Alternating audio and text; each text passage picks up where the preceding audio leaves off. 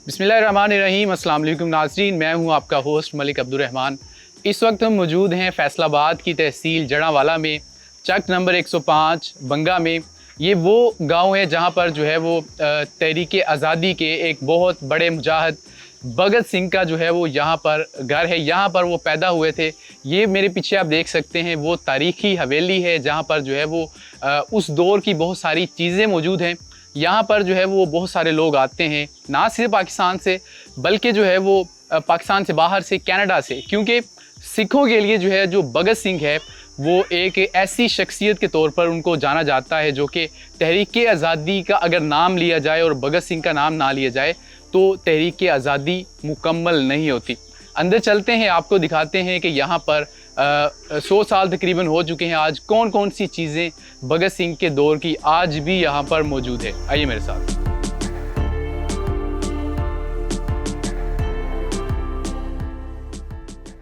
तो अब हम अंदर आ चुके हैं। आप देख सकते हैं कि उस दौर की जो है यहाँ पर बहुत सारी यादें मौजूद हैं। दरवाजे से अंदर आने के बाद आप देख सकते हैं सामने वाले दरवाजे पर ये है उस नौजवान की तस्वीर जो कि सिर्फ 23 साल की उम्र में उसने अंग्रेज़ को जो है वो नाको चने चबवा दिए। और अंग्रेज़ जो है वो इस शख्स से, इस नौजवान से इतना तंग आ गया कि इसको लाहौर में जो है वो सज़ाए मौत सुना दी गई और उसके बाद सज़ाए मौत दी भी गई। ये है विद्यावती जो कि भगत सिंह की जो है वो वालदा थी। और उसके बाद ये तस्वीर है किशन सिंह की जो कि कहा जाता है कि उनके वालिद साहब थे। इसके अलावा आप देख सकते हैं, मेरे कैमरामैन को कहूँगा दिखाइए कि यहाँ पर उस दौर की बहुत सारे जो तहरीक आज़ादी के हवाले से या ख़ास तौर पर सिख बरदरी के हवाले से अहम नाम है वो यहाँ पर मौजूद हैं। आप इन तस्वीर को ज़रा गौर से देखिए। भगत सिंह का जहाँ तक ताल्लुक़ है तो कहा जाता है कि सिर्फ 12 साल की उम्र में उन्होंने जो हिंदुस्तान की पॉलिटिक्स थी उसमें हिस्सा लेना शुरू कर दिया था। और उसके बाद अंग्रेज़ की जानब से एक काला कानून नाफिज किया गया जिसके तहत हुकूमत के पास ये इख्तियार था कि किसी भी हिंदुस्तानी को बग़ैर किसी कार्रवाई के, किसी केस के तहकीक के उसको गिरफ़्तार किया जा सकता था। तो उसके हवाले से कहा जाता है कि उस दौर में जलियांवाला बाग में मुसलमान, सिख, ईसाई यानी कि तमाम मज़ाहब के जो लोग थे वो जो है वो वहाँ पर पहुँचे एहतजाज रिकॉर्ड करने के लिए। ये एहतजाज लसानियत की बुनियाद पर नहीं था बल्कि ये जो एहतजाज था ये हिंदुस्तानियत की बुनियाद पर था। और वहाँ पर जनरल डायर ने अपने फ़ौजियों के ज़रिए से वहाँ पर हमला करवाया और कहा जाता है कि हिंदुस्तानियों का कत्लेआम किया गया। 380 हिंदुस्तानी वहाँ पर लुकमा अजल बने जबकि 1200 हिंदुस्तानी ऐसे थे जो कि वहाँ पर ज़ख्मी हुए। और कहा जाता है कि उस वक्त तक गोलियाँ बंद नहीं हुई जब तक जो है वो गोलियाँ ख़त्म नहीं हो गई। और एक ऐसा वाक़या अगर मैं आपको बताऊं कि जिसने भगत सिंह को भगत सिंह बनाया तो कहा जाता है वो यही जलियांवाला बाग का वाक़या था। उस रोज़ कहा जाता है कि भगत सिंह ने जलियांवाला बाग से कुछ मिट्टी उठाई जो कि खून आलूद थी और वो जो मिट्टी थी भगत सिंह ने अपने माथे पे लगाई और उसमें कुछ मिट्टी ऐसी थी जो कि उसने एक बोतल में बंद कर ली। और वो जो बोतल थी कहा जाता है कि उसके पास रही आखिरी वक्त तक। कहा जाता है कि भगत सिंह ने वो मिट्टी अपने पास रखी और उसका पर्पज़ ये था कि वो उस सारी चीज़ को याद रखना चाहता था कि मैं अपने जो मकसद है उससे कभी भी दूर ना हो सकूं।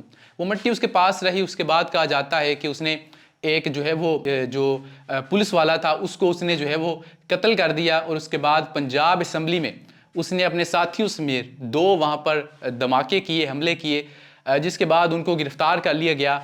और 23 मार्च 1931 को जो भगत सिंह थे उनको लाहौर में जो है वो अंग्रेज़ सरकार की जानब से फांसी सुना दी गई। ये भी कहा जाता है कि भगत सिंह को जो है वो अंग्रेज़ों की जानब से ये ऑफ़र दी गई कि ये जो इलाका जहाँ पे मैं खड़ा हूँ ये जड़ांवाला का इलाका है, फैसलाबाद से तकरीबन 20 किलोमीटर। तो कहा जाता है कि उनको कहा गया कि अगर आप तहरीक आज़ादी से थोड़ा सा पीछे हट जाएँ, अपने मौक़िफ़ से पीछे हट जाएँ तो आपको जड़ांवाला के आसपास की ये सारी ज़मीनें आपको हम दे देंगे। तो भगत सिंह ने उसके जवाब में ये कहा कि आप कौन होते हैं मुझे कुछ देने वाले, ये सारी ज़मीनें तो मेरी हैं, मुल्क मेरा है। इकबाल विर्क साहब जो है उन्होंने ये सारा कुछ संभाल के रखा है। ये वो कमरा है जो कि एग्जैक्टली वो कमरा है जो कि भगत सिंह का कमरा था। ये वो चरखा है, कहा जाता है कि ये उनकी वालदा का है। ये उस दौर का आज भी यहाँ पर संभाल के रखा गया है, क्योंकि यहाँ पर ना सिर्फ पाकिस्तान से लोग बल्कि बाहर से कनाडा से सिख बरादरी जो है वो बड़ी तादाद में यहाँ पर आती है। अगर आप कैमरामैन को कहूँगा ज़रा पास में आए, तो ये जो इसके ऊपर ये कहा जाता है कि ये चीज़ें हैं, ये रस्सियाँ हैं, ये उस वक्त की है, इनको यहाँ से छेड़ा नहीं गया, ये उनकी वालदा की लगाई गई है। और 100 साल गुजर चुके हैं, आज 2023 है और तकरीबन 90 साल 100 साल के करीब हो गया है। आज भी यहाँ पर ये सब कुछ कायम है।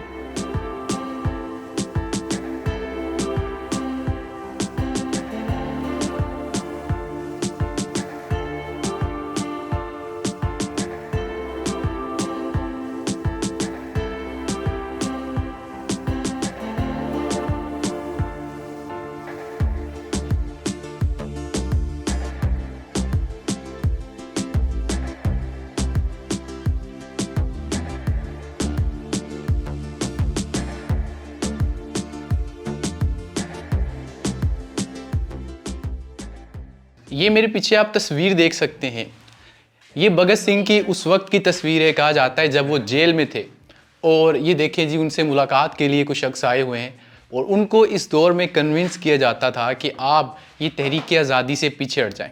22-23 साल का नौजवान कितना होता है? इस दौर में नौजवानों को बड़ी मसरूफियात होते हैं, लेकिन अपनी सारी ज़िंदगी छोड़कर ना इन्होंने शादी की, और इनकी सिर्फ एक इनका ख्वाब था कि मैंने अंग्रेज़ों से अपने मुल्क को आज़ाद करवाना है। ये दूसरी साइड पे भी उनकी ये तस्वीर है। ये असल तस्वीर तो नहीं है, लेकिन कहा जाता है कि ये किसी तख्लीककार की तख्लीकारी है, उन्होंने इसको खुद बनाया है। अक्कासी की है कि उस दौर में जो है जब वो जेल के अंदर थे तो भगत सिंह के साथ वहाँ पर क्या सलूक किया जाता था।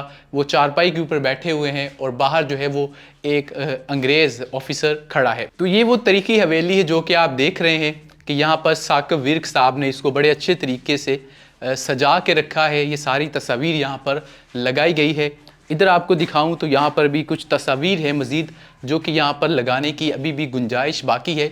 इस हवेली से ज़रा अगर हम बाहर की तरफ निकलें तो यहाँ पर जो है वो आप देख सकते हैं कि एक जीप यहाँ पर खड़ी है। तो ये हम हवेली से बाहर की जानब आ रहे हैं। यहाँ पर देख सकते हैं कि ये टोटल जगह है।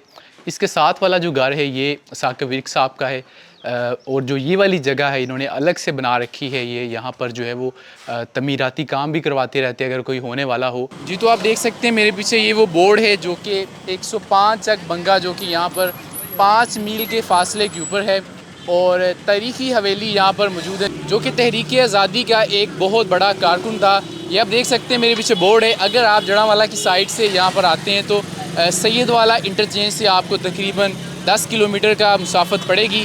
उसके बाद आप जड़ांवाला आ जाएंगे और तकरीबन 6 किलोमीटर का मज़ीद रास्ता है। लेकिन अगर आप फैसलाबाद की जानब से आएंगे तो आपको तकरीबन 20 किलोमीटर का रास्ता पड़ेगा, और उसके बाद 105 बंगा चक में आप चले जाएंगे।